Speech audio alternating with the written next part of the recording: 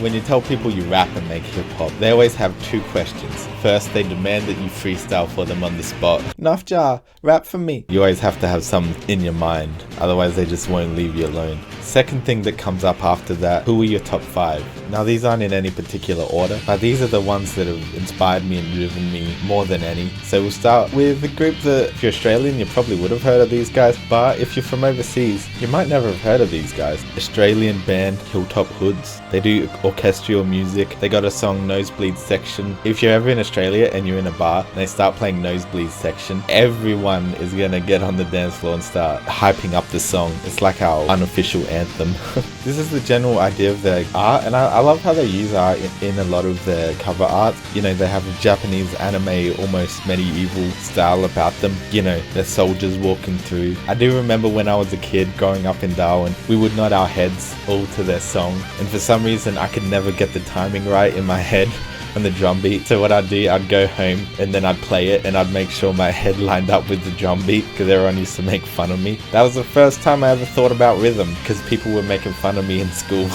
The guy who masters my music actually masters Hilltop Hoods music, so he has a good idea, bit of lineage there about me coming of age and then making my own music and then totally accidentally running into the same pathway that they went down. Also, Hilltop Hoods is from South Australia, which is where I grew up. Very cool band. I think for my next, I would have to pick controversial hip-hop group member L Sweatshirt from Odd Future. Now, a lot of people I know would technically pick Tyler the Creator just because he's got more of a big name for himself. The thing is, so I like the Odd Future for a few things. I like their branding. You know, that shirt looks like a Simpsons style donut, and the way they've blended that. The Odd Future gang did a really good job of in general of making content as well. Not a word till we get back.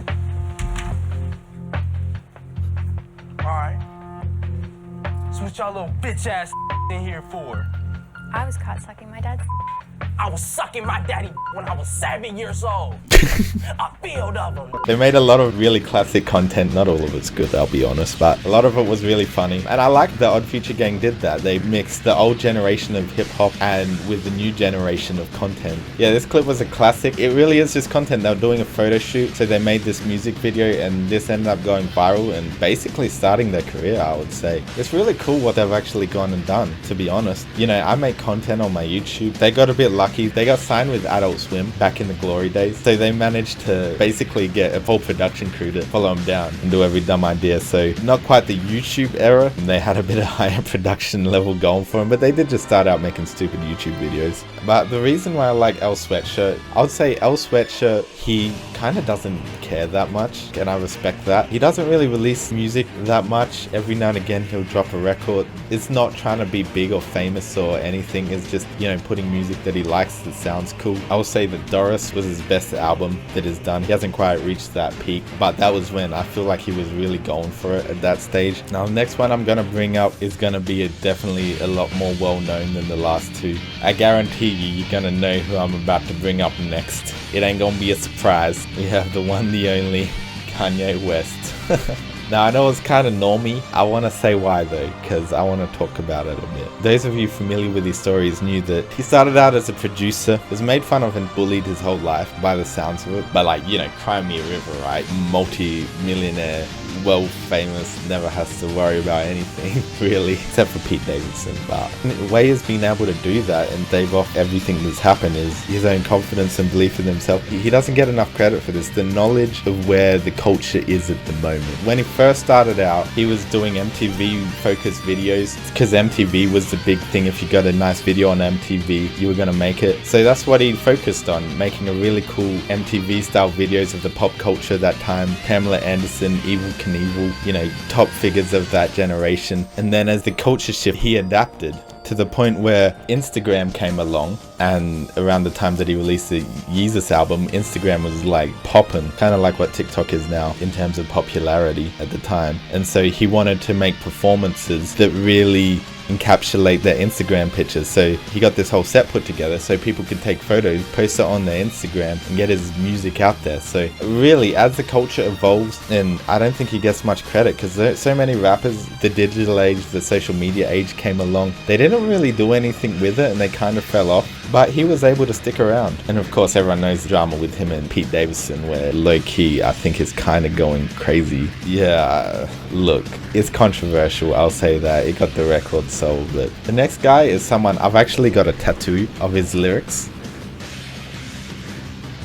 It says, "So I went running for answers until I came home." And this person is Kendrick Lamar. I know, another normie choice. He definitely is up there for me. I kind of didn't want to like talk about him too much because so many people say so much about Kendrick that it's like there's almost nothing to say. Obviously, his album To Pimp a Butterfly, incredible album. His album Good Kid, Mad City, where he did the whole album as like a film, inspired my album Mercy. Subscribe for when the music video comes out, by the way. I do think lately he kind of has, I wouldn't say given up, but like it's gonna be interesting to see where he goes next. I wasn't a huge fan of his latest album. I liked one or two of the tunes on there, and of course he's still incredibly talented, so anything that he puts out is gonna be good. Definitely top 5.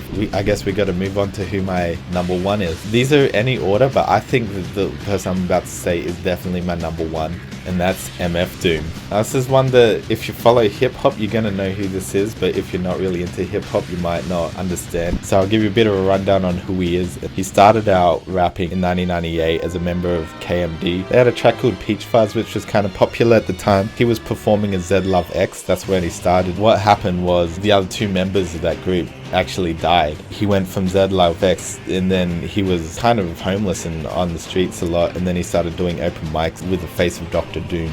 It was actually funny though, because he was kind of disappeared off the face of the earth, and apparently he had a bit of money to him through royalties, because Peach Fuzz, the song, actually kind of popped off. But he eventually released the album Operation Doomsday under MF Doom. Now, the thing that I love the most about MF Doom, firstly, it's got that story behind him of coming from nothing, his family dying, and then, you know, him becoming a villain, quote unquote, after it. And you can even see that in his music. When you play Z Love X, Peach, it's all upbeat and mellow and happy, and the moral behind the story is that it doesn't matter that I don't have a beard, you know, or am too masculine, I'm still worthy of love. Yeah, real wholesome. And then he came up, he had family members die, and then, you know, became kind of more hoarse and more dark. But the other thing is, with the mask, it's like his idea behind wearing the mask is, he actually spoke here about mask it. Thing, really, alright, it's a time in hip-hop where things, from my point of view, started going more to what things look like opposed to what things sound like.